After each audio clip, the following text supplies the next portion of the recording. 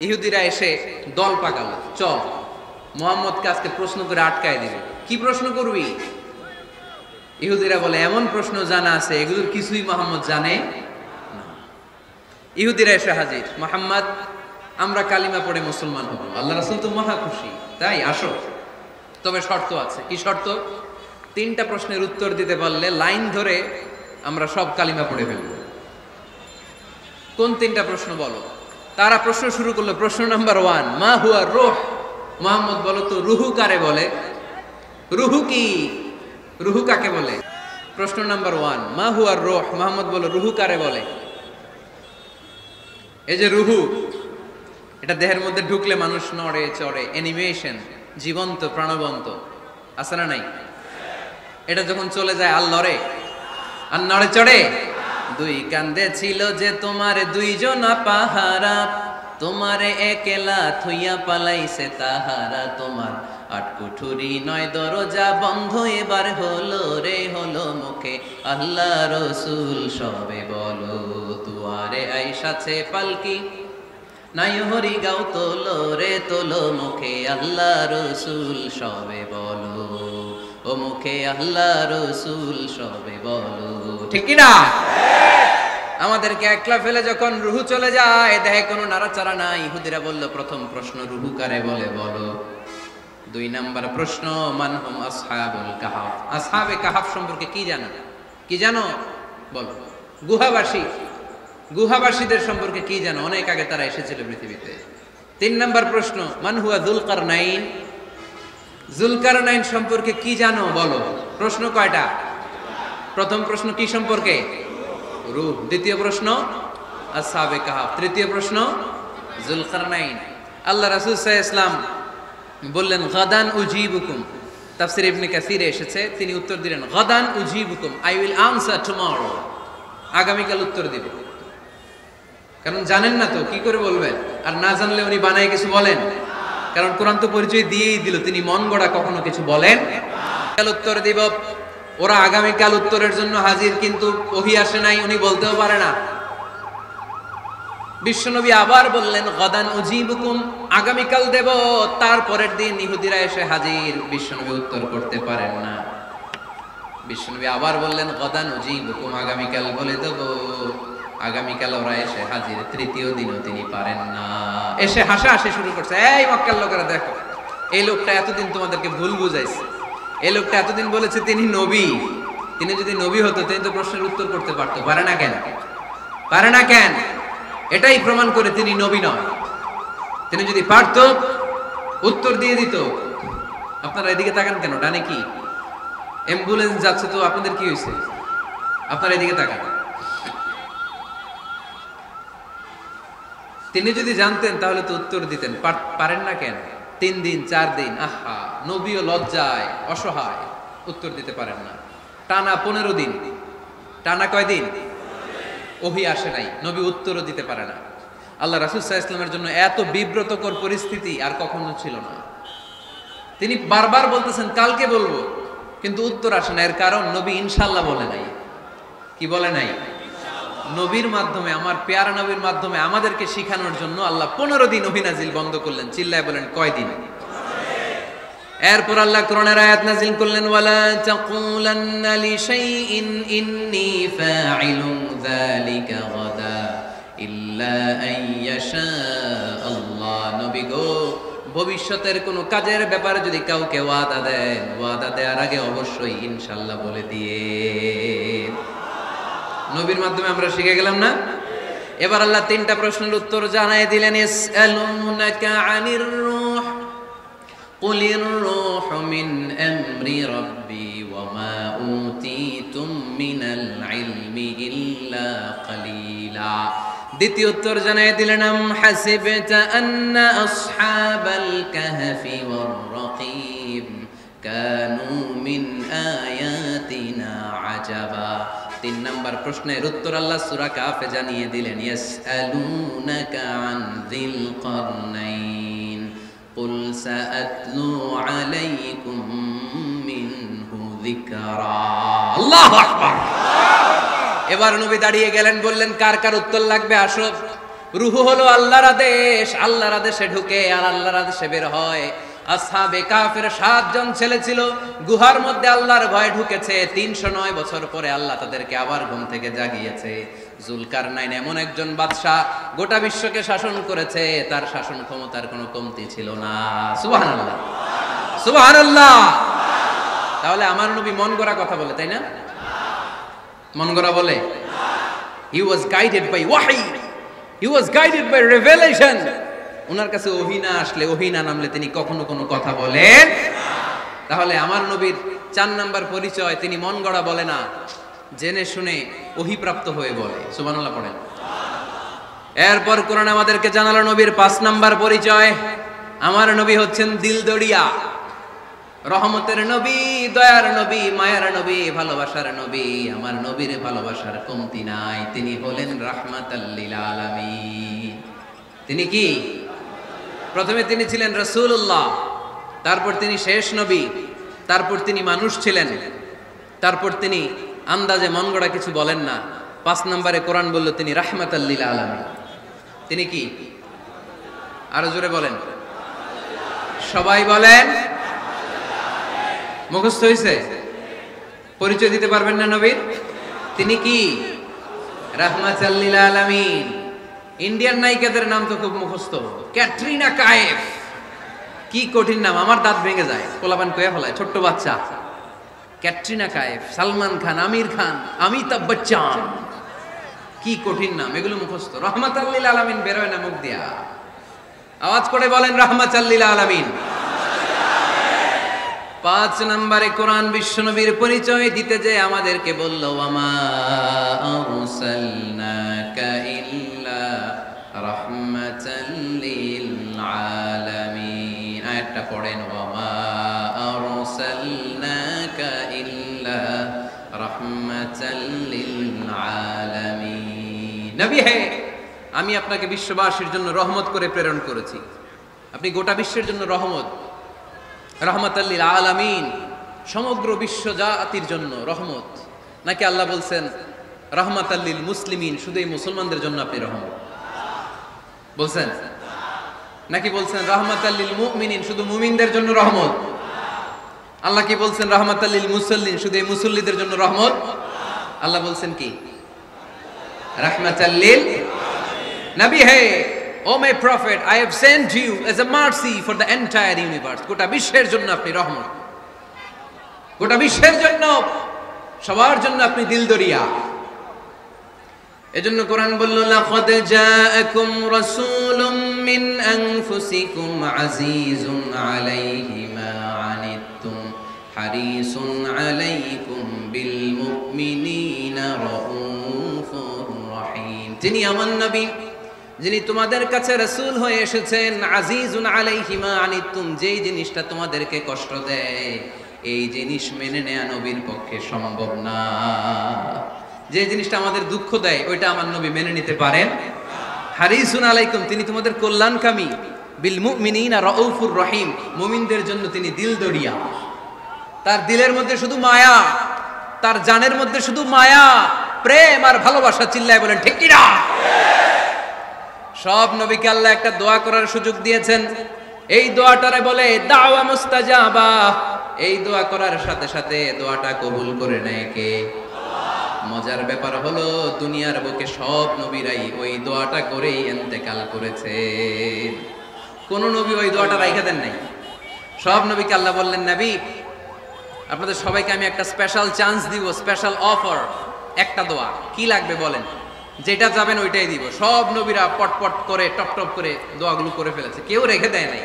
রেখে দিয়েছে শুধু আমার নবী, আপনার নবী, আমাদের নবী, পেয়ারা নবী, বিশ্ব নবী মুহাম্মদুর রাসূলুল্লাহ সাল্লাল্লাহু আলাইহি ওয়াসাল্লাম। তিনি ইরশাদ করেন, লিকুল্লি নবিয়্যিন দাওয়া মুস্তাজাবা দাউ বিহা। সব নবীর বিশেষ দোয়া দুনিয়াতেই করা শেষ। ওয়া ইন্নী আখতাবিউ দাওয়াতি শাফাআতান লি উম্মতি ইয়াউমাল কিয়ামা। শুধু আমি আমার স্পেশাল দোয়াটা আমার গুনাহগার উম্মতকে সুপারিশ করার জন্য কিয়ামতের মাঠে রেখে দিয়েছি। আমার জন্য, আপনার জন্য, আমাদের জন্য তিনি রেখে দিয়েছেন। এটা কাজে লাগান নাই, লাগাবেন। আলহামদুলিল্লাহ কইতে মন চায় না? রাহমাতাল লিল আলামিন, বুক ভরা ভালোবাসা। দয়া আর দয়া, কোমল হৃদয়ের অধিকারী, কর্কশ না, কাউরে গালি দেন না, কটু কথা বলেন না, মেজাজ দেখান না, ঝিড়কির দিয়ে কথা বলেন না। এজন্য আল্লাহ বললেন ফাবিমা রাহমাতিম মিনাল্লাহি লিনতা লাহুম ওয়া লাউ কুনতা ফাদদান গালিযাল কলবি লানফাদ্দু মিন হাওলিক। নবী হে, আল্লাহর রহমতে আপনি কোমল হৃদয়ের অধিকারী হয়েছেন।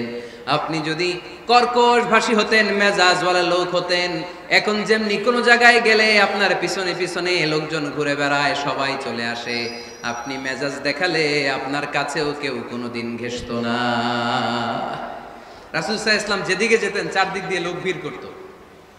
আমার নবী যেখানে, ওনারা দেখার জন্য লোক ভিড় করত। আমার নবীর নূরানি চেহারাটাকে একটা নজর দেখার জন্য মানুষ পাগল হয়ে ছুটে আসতো। ফাবিমা রাহমাতিন মিনাল্লাহি লিনতা লাহুম, কোমল হৃদয়ের অধিকারী। উনার ভাষা যখন বেরোয় যেন মুখ দিয়ে মুক্তা ঝরে। উনি যখন তাকায় চোখ দিয়ে যেন নূর বের হয়। উনার চেহারার নূরের ঝলকানি কাফেরদের হৃদয়টারে মুহূর্তের মধ্যে ঠান্ডা করে দেয়। উনার কণ্ঠের সুমধুর তেলাওয়াত কাফেরদের হৃদয়টারে উজালা করে দেয়। ফাবিমা রাহমাতিন মিনাল্লাহি লিনতা লাহুম, নবী আমার রহমতে আপনি অনেক কোমল হৃদয়ের অধিকারী। আমার নবী এত দিলদরিয়া, কাফেররাও যাতে কালেমার পথে চলে আসে কাফেরদের পিছনে পিছনে ঘুরতেন। আমরা ভাত খাইতে না চাইলে, ছোট বাচ্চারা রাতে না খেয়ে ঘুমায়, সারা রাত না খাইলে ক্ষতি হবে না? গ্যাস্ট্রিক হয়ে যাবে না? দেখবেন মা পিছনে পিছনে ছোটে, বাবা আয়, বাবা একটু খা, খায় না, ছেলে ঘুমায় যায়, মাটা পাগল পড়া হয়ে ছোটে।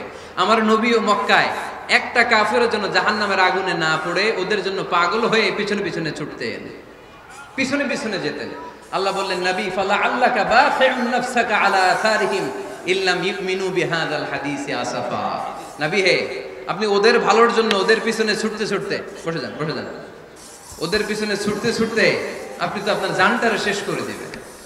আপনি তো নিজেরা শেষ করে দিচ্ছেন ওদের পিছনে ছুটতে ছুটতে। নবী গো, আপনি ওদের পিছনে ছুটতে ছুটতে নিজের জানটারে শেষ করে দিয়েন। রহমতের নবী, সবার জন্য হৃদয়ে ভালোবাসা আছে না নাই? আমরা মসজিদ নিয়ে ভাগাভাগি করি, করি না? হানাফি মসজিদ, আহলে হাদিসের ভাইরা আইলে কিল খাইবেন। আহলে হাদিস জামে মসজিদ, হানাফিরা ঢুকলে গুতায়া বাইর করে দেবে, আছে না নাই? কে বলছে আপনারা হানাফি মসজিদ বানাইতে? কে বলছে আপনারা আহলে হাদিস মসজিদ বানাতে? গোটা দুনিয়া যত মসজিদ আছে মসজিদগুলো কার? মসজিদে কাউরে বাধা দেয়া যাবে না, খবরদার। সবাই এক, সবার জন্য বিশ্বনবীর হৃদয় দিলদরিয়া। আমরা হানাফি মসজিদে আহলে হাদিসদেরকে ঢুকতে দেই না, আহলে হাদিস মসজিদে হানাফিদেরকে ঢুকতে দেই না, আমিন আসতে বললে ঢুকতে দেই না, জোরে বললে ঢুকতে দেই না। বিশ্বনবী মসজিদে নববীতে খ্রিস্টানদেরকে নিয়ে বসে বসে কথা বলেছেন। ইহুদির লাশ দেখে আমার নবী দাঁড়িয়ে গিয়েছেন। আমরা মুসলমান মুসলমান একসাথে বসতে পারি না। রাহমাতাল লিল আলামিন। আমার নবীর 5 নম্বর পরিচয় কি? বইঘরের ভাইয়ের আওয়াজ করে বলেন, 5 নম্বর পরিচয় কি? গোটা বিশ্বের জন্য রহমত। কষ্ট হচ্ছে? শেষ করে দেই? অনেক শুনলেন তো। 1 ক্লাস কি এত লম্বা হয় নাকি? হ্যাঁ, ঘন্টা পরে যাবে এখন। আরো শুনবেন? পরিচয় কয়টা গেল? আর কয়টা শুনবেন? আরো 5টা। আমার নবীর 6 নম্বর পরিচয়, আমার নবীর চরিত্র ফুলের চাইতেও পবিত্র। আমরা বলি আমার নেতার চরিত্র ফুলের চাইতেও পবিত্র, কাগজের ফুল, আছে না নাই? এই কথাগুলো আসলে আমাদের ক্ষেত্রে যায় না, যায় আমার নবীর ক্ষেত্রে। আমার নবীর চরিত্র ফুলের চাইতেও পবিত্র চরিত্রের অধিকারী। এটাকে বলা হয় খুলুকে আযীম। এটারে কি বলে? সবাই বলেন, আরো জোরে বলেন। নবীর ফলোয়ার, নবীর সুন্দর সুন্দর নামগুলো নিতে চায় না, আওয়াজ করে বলেন খুলুকে আযীম। আরবিতে খুলুক মানে চরিত্র, খুলুক মানে এটার বহু বচন আখলাক। আখলাক তো বুঝেন, বলি না লোকটার আখলাক খুব ভালো, স্বভাব চরিত্র ভালো। তো আমার নবীর স্বভাবকে এত অনুপম, এত সুন্দর করে আল্লাহ কোরআনে তুলে ধরেছেন। আল্লাহ এটার নাম দিয়েছেন খুলুকে আযীম। কি নাম? খুলুক 3 ধরনের। কয় ধরনের? খুলুকে হাসান, খুলুকে কারীম, খুলুকে আযীম। আই রিপিট, খুলুকে হাসান, খুলুকে কারীম, খুলুকে আযীম। আবার বলি, খুলুকে হাসান, খুলুকে কারীম, খুলুকে আযীম। খুলুকে হাসান মানে সমান সমান, উনিও ধমক দিছে আমিও ধমক দিছি, এটা খুলুকে হাসান। আমি তো খারাপ কিছু করি নাই, আমি অতিরিক্ত জুলুম করছি নাকি ওনার উপরে? উনিও ধমক, আমিও ধমক, সমান সমান। এটা খুলুকে হাসান। নবীর এটা ছিল না। আরেকটা হচ্ছে খুলুকে কারিম। উনি ধমক দিছে, আমি ধমক দেই নাই, আমি সহ্য করে নিয়েছি। এটা খুলুকে কারিম, এটা খুলুকে কারিম। নবীর এটাও ছিল না, নবীর ছিল এটা খুলুকে আজিম। উনি ধমক দিছে, আমিও ধমক দিছি, না এটা করেন নাই। উনি ধমক দিছে, আমি সহ্য করে নিলাম, কিছু বলি নাই, এটাও করেন নাই। উনি ধমক দিছে, আমি ওনার জন্য দোয়া করলাম আর ওনারে বুকে টেনে নিলাম। আমি ওনারে ভালোবাসতে শুরু করলাম, ওনারে কাছে টেনে নিলাম, ওনারে বুকে জড়িয়ে ধরলাম। সুবহানাল্লাহ পড়তে পারলেন না? এটারে কি বলে? আমার নবীরটা মনে হয় খুলুকে হাসান ছিল, খুলুকে কারিম ছিল। আমার নবীর চরিত্র কি ছিল? এজন্য আল্লাহ বললেন, ওয়া ইন্নাকা লাআলা খুলুকিন আযীম। নবী হে, একটা অনুপম সুন্দর চরিত্র দিয়ে আমি আপনারে তৈরি করেছি। সুবহানাল্লাহ পড়েন। অনুপম চরিত্র, খুলুকে আজিম। খুলুকের ব্যাখ্যা শেষ, এবার ব্যাখ্যা হবে আজিমের। আজিম মানে সুমহান। হুইগরের ভাইয়ের, আজিম মানে, আওয়াজ করে বলো, আজিম মানে নবীর চরিত্র সুমহান চরিত্র। আজিম শব্দটা আল্লাহ কোরআনে যেন তেন জায়গায় ব্যবহার করে না, যেটার তাৎপর্য সিগনিফিকেন্স অনেক বড়, অনেক বিশাল, অনেক সুমহান, তখন আল্লাহ ব্যবহার করে আযীম। তখন কি ব্যবহার করে? কিয়ামতের দিন আল্লাহ যে একটা ভূমিকম্প পৃথিবীটারে ধরে যে আল্লাহ একটা ঝাঁকুনি দিবেন, পাহাড়গুলো ভেঙে খান খান হবে, স্যাটেলাইট গুলো ভেঙে টুকরা টুকরা হবে, ওই ভূমিকম্পটা মনে হয় সাধারণ ভূমিকম্প। এই ভূমিকম্পের মতো ভূমিকম্প পৃথিবীবাসী কোনোদিন দেখে নাই। এজন্য ওই ভূমিকম্পের বর্ণনা দিতে যে আল্লাহ কোরআনে বললেন, ইন্না জালজালাতাস সাআতি লাশাইউন আযীম। নিশ্চয়ই কিয়ামতের দিনের ভূমিকম্প এটা সাধারণ ভূমিকম্প নয়, এটা সুবিশাল ভয়ঙ্করতম ভূমিকম্প। ঠিক কি না? এই কিতাবটা তো দুনিয়ার অন্যান্য সাধারণ কিতাবের মতো একটা কিতাব, তাই না? অসাধারণ, এটার তুলনা হয় না। এটার মর্যাদা কত বলে বোঝানো যাবে না। তাই এই কিতাবটার কথা বলতে যে আল্লাহ কোরআনে বললেন এটাও আজিম কিতাব। ওয়ালাকাদ আতাইনাকা সাবআম মিনাল মাসানি ওয়াল কুরআনাল আযীম। নবী হে, আপনারা আমি নিত্য পাঠনীয় সপ্তবাক্য দিয়েছি, সাথে সাথে কোরআনে আজিম দিয়েছি। এটা সাধারণ কোরআন না, এটা কোরআনে আজিম। তাহলে ভূমিকম্প এটা বড় ভূমিকম্প, তাই এটা ভূমিকম্প আজিম। এটা সুমহান কোরআন, তাই এটা আজিম। আমার আল্লাহর সত্তা এটা কি সাধারণ না সুবিশাল? এজন্য আল্লাহ নিজের পরিচয় দিতে যেও ব্যবহার করেছেন আযীম। কি ব্যবহার করেছেন? আয়াতুল কুরসি মুখস্থ আছে না সবার? আছে, আছে। সব শেষে আল্লাহ বললেন, ওয়ালা ইয়াউদুহু হিফযুহুমা ওয়া হুয়াল আলিয়্যুল। সবাই বলেন, ওয়া হুয়াল আলিয়্যুল। তাহলে আল্লাহ নিজের পরিচয় দিতে যেও বলেছেন আযীম। তাহলে ভূমিকম্পটা বড়, এটা আযীম। কোরআন যেন যেন কিতাব নয়, এটা আযীম। আমার আল্লাহ সাধারণ কোনো সত্তা নয়, এটা আযীম। আমার নবীর চরিত্র সাধারণ চরিত্র নয়, এটাও আযীম। চিল্লায় বলো ঠিক কি না? এজন্য আল্লাহ বলেছেন, ওয়া ইন্নাকা লাআলা খুলুকিন আযীম। নবী হে, আপনার চরিত্রের কোনো তুলনা হয় না। এত সুন্দর, এত অনুপম চরিত্র আপনার চরিত্র। এক মাথা থেকে পা পর্যন্ত এক ফোঁটা কালো দাগ ফেলানোর তো কোনো সুযোগ আপনার চরিত্রের ভেতরে নাই। চিল্লায় পড়েন আল্লাহু আকবার। এজন্য কোরআন আমাদেরকে জানিয়েছে, ওয়া ইন্নাকা লাআলা খুলুকিন আযীম। নবী হে, আমি আপনাকে সুমহান চরিত্র দান করেছি। সুবহানাল্লাহ। তাহলে 6 নাম্বার পরিচয় কোরআন যেটা আমাদেরকে জানালো, আমার নবীর চরিত্র ফুলের চাইতেও সুমহান চরিত্রের অধিকারী, সুমহান চরিত্রের অধিকারী। সুবহানাল্লাহ পড়েন। 7 নম্বরে কোরআন বলে, আমার নবী হলো আলোর মশাল। আমার নবী কি? আরো জোরে বলেন। আলোর মশাল দেখছেন আপনারা? কে কে দেখছেন? বাকিরা দেখেন নাই? বাকিরা কি দেখছেন? হারিকেন, একজনকে হারিকেন। মোমবাতি দেখছেন কে কে? দেখি। ও, এটা মোমবাতি জেনারেশন। হ্যাঁ, মোমবাতি দেখেছেন আপনারা, ঠিক আছে। আল্লাহ রাসূল সাল্লাল্লাহু আলাইহি ওয়াসাল্লামকে আল্লাহ আলোর মশালের সাথে তুলনা করেছেন। আল্লাহর নবীকে কোরআনে বলা হয়েছে তিনি আলোকবর্তিকা। তিনি কি? এই বাংলাটা চিনেন না আপনারা? আলোকবর্তিকা। সুন্দর বাংলা বলেন, আলোকবর্তিকা। তিনি আলো, আলোকবর্তিকা, আলোর মশাল। কেন তিনি আলোর মশালের সাথে আল্লাহ তুলনা করলেন? উদাহরণ দিয়ে বুঝাই। কেন নবীকে আলোর বাতি, মোমবাতি, চেরাগ বাতি, প্রদীপের সাথে কেন তুলনা করা হলো একটু বোঝার চেষ্টা করুন। ধরেন আমার কাছে একটা মোমবাতি, এটাকে আমি গ্যাস লাইট দিয়ে জ্বালালাম। আপনাদের সবার হাতে আছে মোমবাতি, কোনো গ্যাস লাইট নাই, জ্বালানোর সুযোগও নেই। এজন্য আপনারা সবাই আপনাদের খালি মোমবাতিগুলো এনে আমার ধরানো মোমবাতি থেকে জ্বালায় নিয়ে যাবেন। আজকে মানুষ কত হইতে পারে সম্ভাব্য? প্যান্ডেলের বাইরে মিলে 1 লক্ষ হবে? এত হবে না, হবে? আমি তো বাইরের লোকজন দেখতেছি না, ধরলাম 1 লক্ষ। 1 লাখ কত এরকম হবে। আচ্ছা, ধরলাম 50,000। আপনারা 50,000 লোক, 50,000 মোমবাতি, আগুন নাই। আমার হাতের মোমবাতি, এটা জ্বালানো মোমবাতি। এবার আপনারা সবাই লাইন ধরে আপনাদের আগুন ছাড়া মোমবাতি আমার মোমবাতি থেকে ধরায় ধরায় নিয়ে যাচ্ছেন। এতে আমার মোমবাতির আগুনের কমতি ঘটবে? বুঝে নাই বোধহয়, বুইঘরের ছেলেরা বুঝে নাই। আমার হাতে জ্বলন্ত মোমবাতি, আপনাদের হাতে নিভানো মোমবাতি। 50,000 লোক লাইন দিয়ে, আমি শুনলাম 50,000 লোক আমার মোমবাতি থেকে আগুন ধরাবে, আমি দেব দৌড়। কারণ আমার আলো যদি শেষ হয়ে যায় এরকম মনে করবো নাকি? 50,000 কেন, 1 লক্ষ মোমবাতি নিয়ে এসে যদি আমার ধরানো মোমবাতি থেকে লোকজন আলো নিয়ে আলোকিত হয়, আমার মোমবাতির আলোর কিছু কমতি হবে না। চিল্লায় বলো ঠিক কি না? এজন্য আমার নবীকে আল্লাহ আলোকবর্তিকা বলেছেন। আমার নবীকে আল্লাহ আলোর মশালের সাথে তুলনা করেছেন, জ্বলন্ত প্রদীপের সাথে তুলনা করেছেন। আমার নবী এমন আলো, এমন নূর, আমার নবী এমন প্রদীপ, এই প্রদীপ থেকে সবাই এসে আলো নিয়ে যায়, আলোকিত হয়, কিন্তু আমার নবীর আলোর কোনো ঘাটতি হয় না। সুবহানাল্লাহ।